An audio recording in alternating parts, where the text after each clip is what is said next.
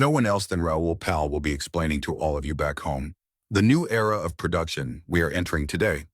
Naturally, Raoul Pal believes that this new era of hyperproductivity will have a disproportionately good effect on cryptocurrencies. And I must admit, this is a really thrilling possibility. Like many of his other forecasts, if what he predicts does come to pass, we might witness trillions upon trillions of dollars pouring into XRP. Without further ado, let's watch the video and see what Raoul Pal has to say. I'll give you all some important background information soon. There are actually two that outperform the devaluation of other central banks' currencies. Technology is one, and cryptocurrency is the other. The sole method to capture returns has been my entire major thesis. Finding the assets that are in a secular trend is crucial in our environment of aging populations and indebted economies. Furthermore, there aren't really that many. Actually, those that are a part of what I call the exponential age are in a secular trend. Therefore, this is going to be the fastest-paced technological change, and it will likely affect the structure of economies and society worldwide in the shortest amount of time.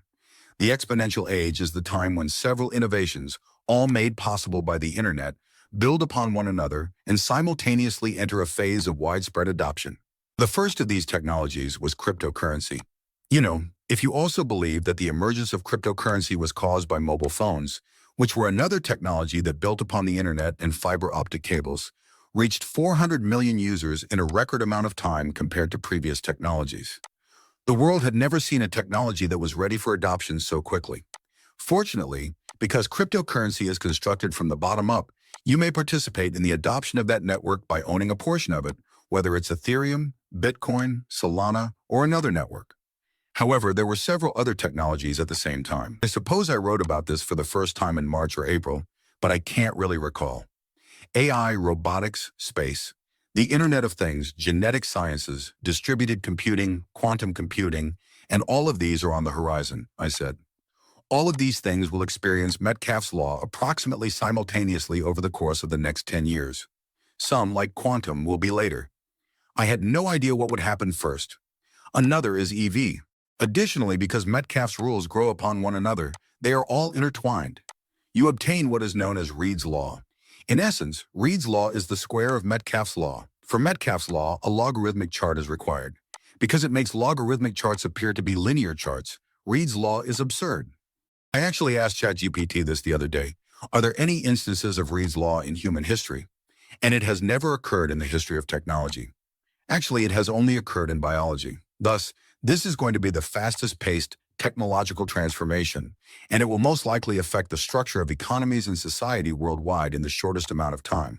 And we've seen that, I believe that people are beginning to understand it. In just 5 weeks, artificial intelligence, AI, reached 100 million users, the fastest adoption of any technology to date, and it will have 1 billion users by the first quarter of next year when Microsoft rolls it out across all of their Office suite of products, etc. This is a remarkable shift.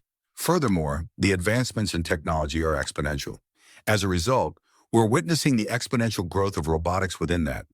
Amazon is currently employing more robots than people as productive economic units. Changes are occurring everywhere in the world. EVs are outselling conventional automobiles. A significant amount of money is being invested in renewable energy sources. Thus, we are living through a remarkable time of transformation. The most thrilling time in human history is now. Although we are somewhat fortunate to be alive, it is also terrifying. Although we are somewhat fortunate to be alive, it is also terrifying. In other words, assuming the growth pace that Raoul Pal is describing continues, there will be more than 1.1 billion active cryptocurrency wallets trading around by the end of this year. Now, what percentage of those will join the XRP ecosystem? Based on historical patterns, I would estimate that between 25% and 25% of those wallets consist of millions upon millions of new users joining the XRP ecosystem alone. However, institutional adoption, XRP's primary price driver, must also be taken into account. Retail will undoubtedly flood the cryptocurrency market, which is fantastic, but institutions and banks will also be using and storing bitcoins for cross-border payments, among many other uses. And when we start piling all of these technologies on top of one another, I believe that's where we're going to see a huge price increase, particularly as Raoul Pal was talking about. You order your driverless, fully automated electric car to arrive at your house, pay instantly with cryptocurrency from your device, faster than anything else could be paid with it, and an artificial intelligence system in that computer, of course, takes you to your destination. That's the future we're looking at. and it will transform everything, not just transportation. Cross-border payments, banking, logistics, transportation, etc. are all irrelevant. Raoul talked on how all of these technologies will work together to completely reshape the globe in this new exponential age, which will cause everything to change exponentially.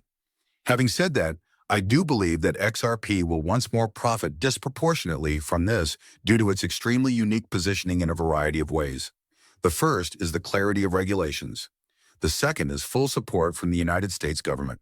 Third, in order to facilitate the use of all the range of services that XRP offers by these organizations, the team has already developed a number of systems at Ripple that are designed to easily integrate into the current systems in the modern world. The same cannot be said for almost any other significant cryptocurrency. Without a doubt, Bitcoin lacks that. Ethereum must develop certain particular products, particularly those related to banking. They have not yet acquired it. Naturally, the stablecoins don't actually have that feature built in, but it is something that can be added to. We will so have to wait and see what that future holds.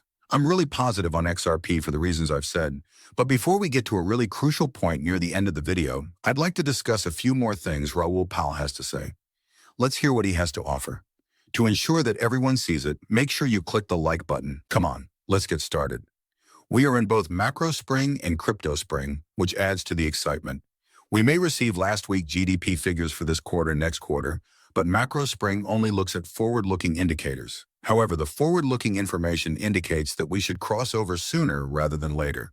While inflation and other factors continue to decline, unemployment is likely to increase. However, due to these secular tendencies and their long-term growth stories, cryptocurrency markets are looking ahead just like technology equities. Additionally, those markets experienced a global liquidity bottom last year. In June 2022, ETH was introduced, and most of the other major cryptocurrency tokens followed, albeit some are still comparatively weak today. The term crypto spring refers to that time frame after that,